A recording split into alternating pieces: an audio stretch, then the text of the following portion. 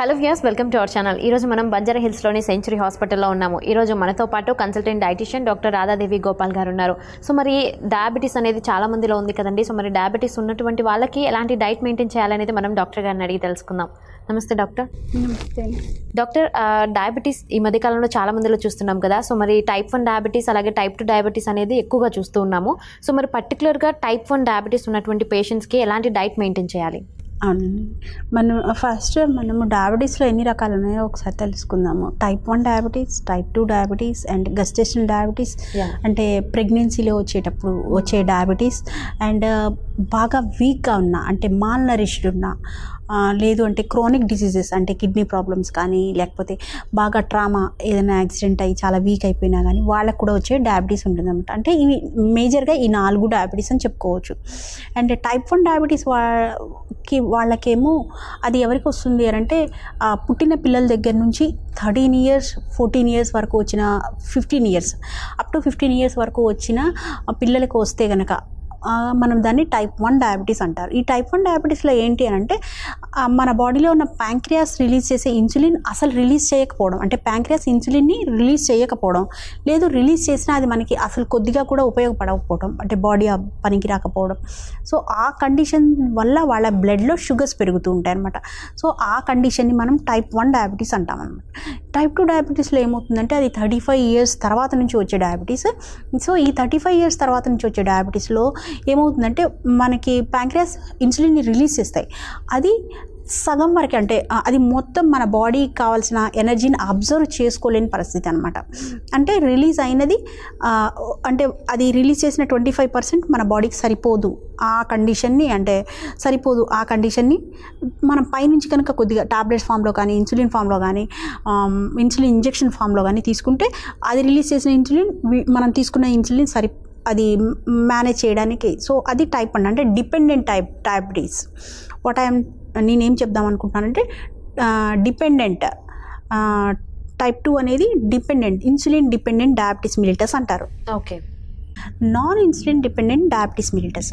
So non insulin అంటే type 1లో మనం ఏం చేసాం, ఇన్సులిన్ తీసుకుంటేనే మనకి అది మన షుగర్స్ మేనేజ్ అవుతాయి.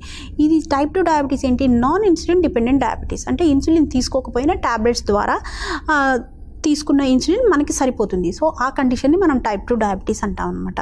ఈ జెస్టేషనల్ డయాబెటీస్ మిలిటస్లో ఏమవుతుంది అని అంటే అదే ప్రెగ్నెన్సీలో వచ్చే డయాబెటీస్లో ఏమవుతుందంటే అది ఫస్ట్ నెల నుంచి రావచ్చు, 3rd మంత్ నుంచి రావచ్చు, అండ్ లాస్ట్ ట్రైమిస్టర్స్ అంటే 6, 7, 8, 9 ఆ టైంలో ఉన్న ప్రెగ్నెన్సీ అప్పుడు కూడా రావచ్చు. సో అప్పుడు వచ్చే ఈ కండిషన్స్ అంటే ఫస్ట్ డే 1 నుంచి వస్తుంది, మధ్యలో వస్తుంది, లాస్ట్లో వస్తుంది. సో ఆ కండిషన్స్లో వాళ్ళకి ఏమవుతుందంటే తల్లికి మామూలుగా రిలీజ్ చేసే ఇన్సులిన్ కంటే ఒక 3% ఎక్కువ, అంటే 3 folds ఎక్కువ రిలీజ్ చేయాల్సి వస్తుంది. సో అంత రిలీజ్ చేయలేకపోతుంది కాబట్టి బాడీ దాన్ని జెస్టేషనల్ డయాబెటీస్ మిలిటస్ అంటారు, అంటే ప్రెగ్నెన్సీలో వచ్చే డయాబెటీస్ మిలిటస్ అంటారు అనమాట. సో ఈ టైప్ 1 డయాబెటీస్ మన గురించి మాట్లాడుకుంటే మనం ఈ టైప్ 1 డయాబెటీస్ జనరల్గా వాళ్ళు చాలా వీక్గా ఉంటారు. ఎందుకు అని అంటే వాళ్ళు ఇంబ్యాలెన్స్ ఆఫ్ ద షుగర్స్, అంటే imbalance of the insulin taking. జనరల్గా టైప్ 1 డయాబెటీస్ వాళ్ళు ఏం చేస్తారు అంటే ఫస్ట్లో ఏంటి ఇంజెక్షన్ తీసుకున్న తర్వాత తింటూ ఉంటారు. కొన్ని రోజులకి ఏమవుతుంది అంటే వాళ్ళు నెగ్లెక్ట్ చేస్తూ ఉంటారు అనమాట. ఏంటి ఇన్సులిన్ తిన్న తర్వాత తీసుకోవడం, ఇన్సులిన్ మర్చిపోయాము అన్నప్పుడు తీసుకోవడం, తర్వాత మీరు వీక్గా ఫీల్ అయినప్పుడు ఇన్సులిన్ తీసుకోవడం, అట్లా చేస్తూ ఉంటారు అనమాట. So irregular doses of the insulin అదొక కండిషన్ ఉంటుంది. అండ్ దానివల్ల కూడా వీక్ అయిపోతూ ఉంటారు. జనరల్గా ఈ టైప్ 1 డయాబెటీస్ వాళ్ళకి రికగ్నైజేషన్ లేట్గా ఉంటుంది. సో దాంతో వల్ల కూడా వీక్గా ఉంటారు. అంటే ఇప్పుడు 13 ఇయర్స్ బాయ్ ఎలా ఉంటాడంటే 8 ఇయర్స్ బాయ్ లాగా ఉంటాడు అనమాట.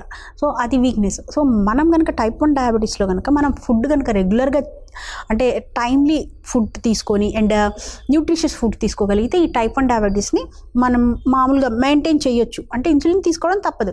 సో మార్నింగ్ మీ డాక్టర్స్ డిసైడ్ చేస్తారు డోసేజెస్ ఎంత తీసుకోవాలి, మార్నింగ్ ఎంత తీసుకోవాలి, afternoon and night. Otherwise morning long acting అయితేనేమో మార్నింగ్ ఒకసారి తీసుకొని నైట్ ఒకసారి తీసుకుంటే సరిపోయే ఇన్సులిన్స్ ఉంటాయి. సో ఈ 3 times తీసుకునే ఇన్సులిన్ అప్పుడు ఫస్ట్ ఇన్సులిన్ తీసుకొని ఫుడ్ తీసుకోవాలి. సో అలా ఈ ఫుడ్లో ఏం తీసుకోవాలి అంటే ఈ టైప్ 1 డయాబెటీస్ వాళ్ళు వెజిటేరియన్స్ నాన్ వెజిటేరియన్స్ అయినా కానీ ఎగ్స్ తీసుకోవడం ఇంపార్టెంట్ అనమాట. ఎగ్ వల్ల ఏమవుతుందంటే వాళ్ళకి ప్రోటీన్ ఎక్కువగా వస్తుంది. సో ప్రోటీన్ ఎక్కువగా అంటే కరెక్ట్గా ఉంటే కనుక, అంటే ఇప్పుడు వాళ్ళు 50 kgs ఉన్నారు అనుకోండి, 50 grams ఆఫ్ ప్రోటీన్ తీసుకోగలిగితేనే వాళ్ళ షుగర్స్ కంట్రోల్లో ఉంటాయి అండ్ హెల్దీగా ఉంటారు type 1 diabetes. At the same time fibre కూడా తీసుకుంటూ ఉండాలి. And at the same time carbohydrates for energy కోసం మనం జనరల్గా అయితే 100, 120 అలా తీసుకుంటూ ఉంటాం. కానీ టైప్ 1 డయాబెటీస్ వాళ్ళు మాత్రం ఒక 40 to 60 వరకు తీసుకోగలిగితే కార్బోహైడ్రేట్స్ అట్లాగా డివైడ్ చేసుకొని తీసుకోగలిగితే మంచిది. ఇలాంటి మీకు కార్బోహైడ్రేట్స్, ప్రోటీన్ అండ్ ఫ్యాట్ ఇవన్నీ మీకు అర్థం కాదు కాబట్టి మీరు ఎవరైనా ఒక డైటీషియన్ ఒకసారి కలిస్తే బెటర్.